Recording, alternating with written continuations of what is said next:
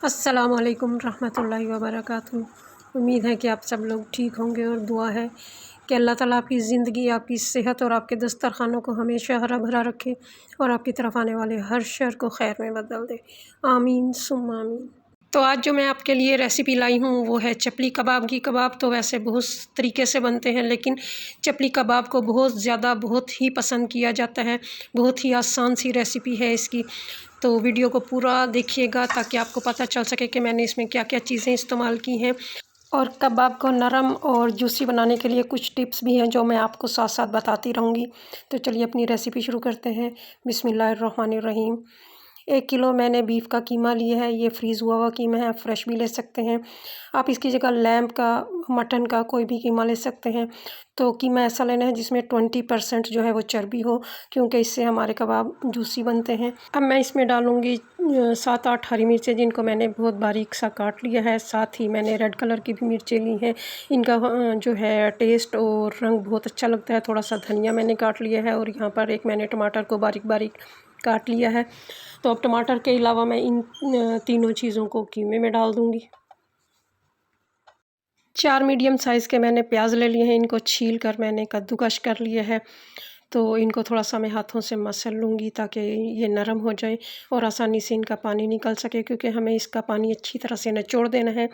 कीमे में अगर हम इसका पानी शामिल करेंगे तो हमारे कबाब टूट जाएंगे और अच्छे नहीं बनेंगे, तो इसलिए हमें इसका ये पानी निकाल लेना है। इस पानी को भी आप ज़ाया मत कीजिए, इसको सर के बालों में लगाइए, 1 घंटा लगा रहने दें और 1 घंटे के बाद सादे पानी से इसको धो लें। इसके बहुत से फ़ायदे हैं जो आपको इस्तेमाल करने के बाद पता चलेगा। प्याज का पानी मैंने अच्छी तरह से दबा दबा कर निकाल दिया है। अब इसको भी मैं कीमे में शामिल कर दूँगी। अब मैं डालूँगी इसमें लहसुन अदरक का पेस्ट 1 टेबल स्पून, अजवाइन लेनी है 1/2 टी स्पून, साबुत धनिया 2 टेबल स्पून और ज़ीरा जो है साबुत वो 1 टीस्पून लेकर इसको मोटा मोटा सा कूट लेना है और अब मैं इसको भी इसमें शामिल कर दूँगी। 1/2 टेबल स्पून गरम मसाला पाउडर, 1 टेबल स्पून दड़ा मिर्च यानी चिली फ्लेक्स और 3 टेबल स्पून इसमें मैंने बेसन के डाल दिए हैं। बेसन को मैंने थोड़ा सा पहले फ्राई कर लिया था ताकि इसका कच्चापन जो है वो ख़त्म हो जाए। अब मैं इसमें डालूँगी नमक 1/2 टेबल स्पून। तो तमाम मसाले आप अपने टेस्ट के मुताबिक कम या ज़्यादा कर सकते हैं। अब मैं इसमें डालूँगी 1 अंडा, इसको मैंने फेंट लिया है। अंडे को मैं पूरा नहीं इस्तेमाल करूँगी, थोड़ा सा मैंने बचा लिया है, इसको हम बाद में इस्तेमाल करेंगे अगर ज़रूरत पड़ी तो। तो अब हम इसको कर लेंगे हाथों से अच्छी तरह से मिक्स। इसको हमें इतना मिक्स करना है कि हर चीज़ जो है वो इसमें यकजान हो जाए। तो बाकी का बचा हुआ अंडा भी मैंने इसमें डाल दिया। मैं इसकी मिक्सिंग करूँगी। मिक्सिंग हमें इसकी बहुत अच्छे तरीके से करनी है कि ये अच्छी तरह रेशेदार हो जाए और जुड़ जाए। इसकी मिक्सिंग आप चॉपर में भी कर सकती हैं, बेहतर है आप हाथ से कर लें।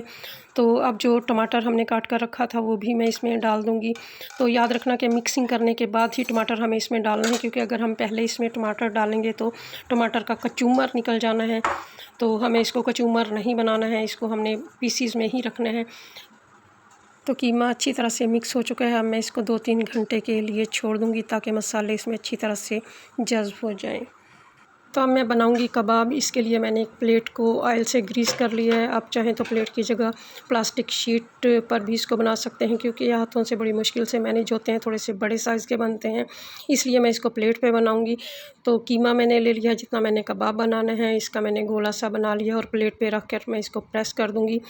तो कबाब को आप जो मर्ज़ी शेप दे लें, लंबाई में या गोलाई में। तो इसके किनारे भी मैंने चारों तरफ से अच्छी तरह से सेट कर लिए हैं। अब करते हैं इसको फ्राई।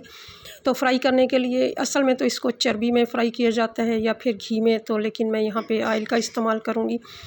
एक बड़े से तवे पे मैंने ऑयल डालकर गरम कर लिया है। आँच मैंने बिल्कुल हल्की रखी है।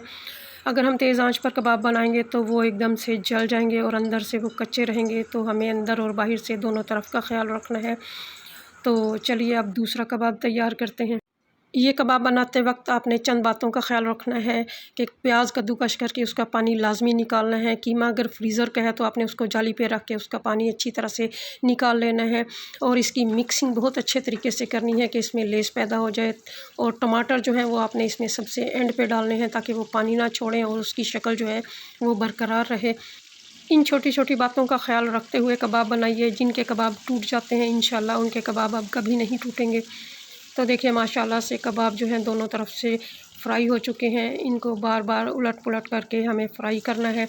और कबाब को हल्की आंच पे ही फ्राई कीजिए ताकि कबाब जो है वो अंदर तक से अच्छी तरह से गल जाएं, कीमा जो है वो कच्चा ना रहे। तो देखिए बातों बातों में हमने कबाब भी फ्राई कर लिए हैं, तो बाकी के जो कबाब हैं वो भी मैं इसी तरह से फ्राई कर लूँगी। देखिए माशाल्लाह कितने अच्छे गोल्डन ब्राउन फ्राई हुए हैं। तो अगर आपको मेरी वीडियो पसंद आए तो प्लीज़ सब्सक्राइब करें, लाइक करें और फैमिली और फ्रेंड्स में भी इसको शेयर किया कीजिए और कमेंट्स करके बताइए कि आपने अगर इस रेसिपी को ट्राई किया तो आपको मेरी रेसिपी कैसी लगी और आपके जो है आपने रेसिपी बनाई है वो आपकी कैसी बनी। चलते चलते आखिरी बात, अल्लाह से गुफ्तगू की आदत हो जाए तो सजदा किए बगैर सुकून नहीं मिलता। दुआओं में याद रखिए। फ़ी अमानिल्लाह।